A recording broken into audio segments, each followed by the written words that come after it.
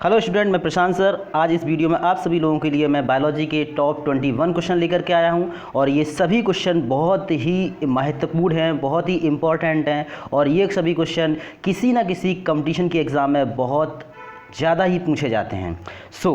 चलिए वीडियो को स्टार्ट करते हैं और इन क्वेश्चन पर नज़र मारते हैं।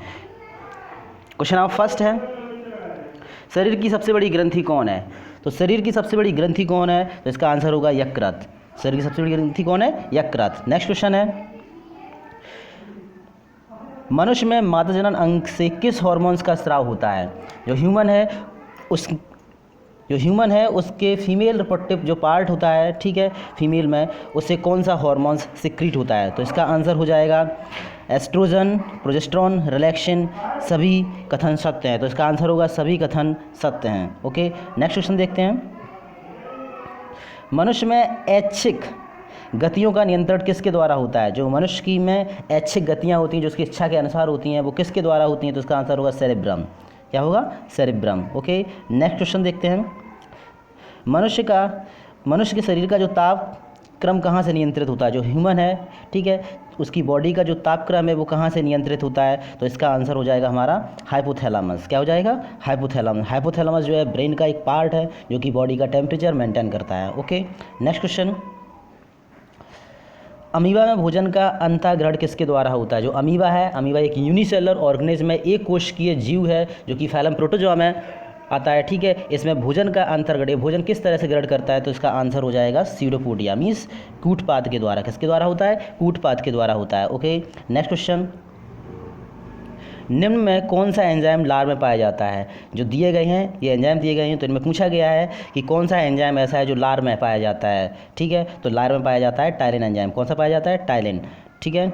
आगे नेक्स्ट देखते हैं क्वेश्चन, वह प्रक्रिया जिसके द्वारा मनुष्य श्वास ग्रहण करता है तथा वह प्रक्रिया जिसके द्वारा मनुष्य श्वास ग्रहण करता है, ओके। तो वह कौन सी प्रक्रिया जिसके द्वारा मनुष्य श्वास ग्रहण करता है? तो उस क्रिया को क्या कहते हैं? श्वासोच्छ्वास कहते हैं। क्या कहते हैं? श्वासोच्छ्वास, ब्रीदिंग कहते हैं। क्या कहते हैं? ब्रीदिंग। ओके, याद रखना आप सभी लोग, इसे कहेंगे ब्रीदिंग, ठीक है, तो उसे ब्रीदिंग कहेंगे। नेक्स्ट क्वेश्चन देखते हैं, यस, हाँ, ऊर्जा उत्पादन के लिए कोशिका प्रायः किसका उपयोग करती है? तो जो ऊर्जा उत्पादन के लिए कोशिका प्रायः किसका उपयोग करती है? तो हमारा आंसर हो जाएगा ग्लूकोज। किसका? ग्लूकोज। ग्लूकोज एक ऐसा सब्सटेंस जो ऊर्जा उत्पादन के लिए बहुत ही इंपॉर्टेंट है, जिससे ऊर्जा उत्पादन होता है, ओके, और इससे बहुत ही जल्दी एनर्जी या ऊर्जा प्राप्त होती है, ओके, बॉडी में। नेक्स्ट क्वेश्चन है,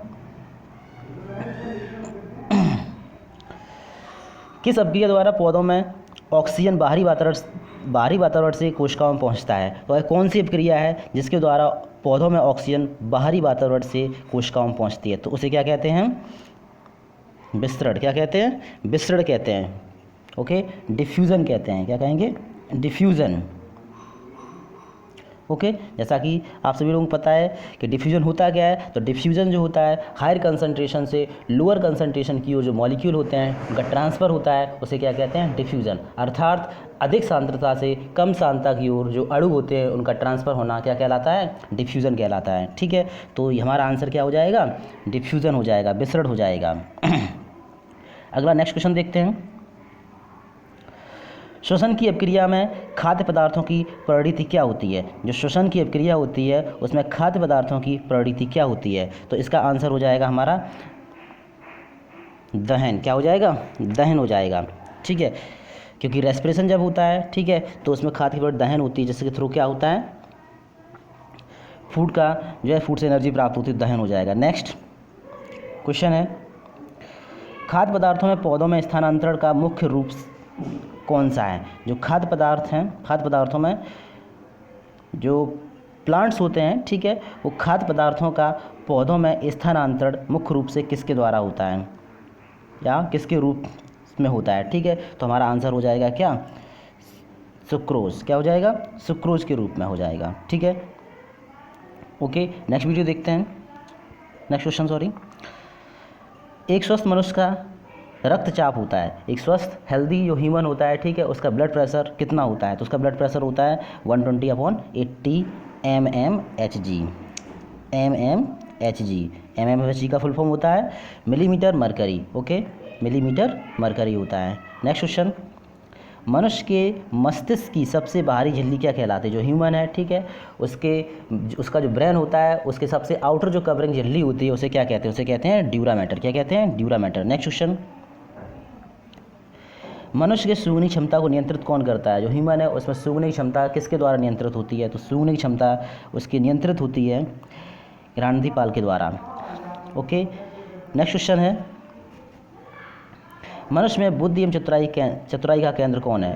जो ह्यूमन है उसमें बुद्धि एवं चतुराई का केंद्र क्या है? तो क्या हो जाएगा? सेरेब्रम। सेरेब्रम जो है ब्रेन का सबसे बड़ा पार्ट होता है और सबसे विकसित भाग होता है ब्रेन का। ओके, नेक्स्ट क्वेश्चन, रक्त में ग्लूकोज की मात्रा नियंत्रित किसके द्वारा होती है? जो ब्लड है उसमें ग्लूकोज की मात्रा किसके द्वारा नियंत्रित होती है? तो हमारा आंसर हो जाएगा इंसुलिन के कारण। किसके द्वारा होती है? इंसुलिन के कारण होती है। ओके, नेक्स्ट क्वेश्चन क्यों चलते हैं।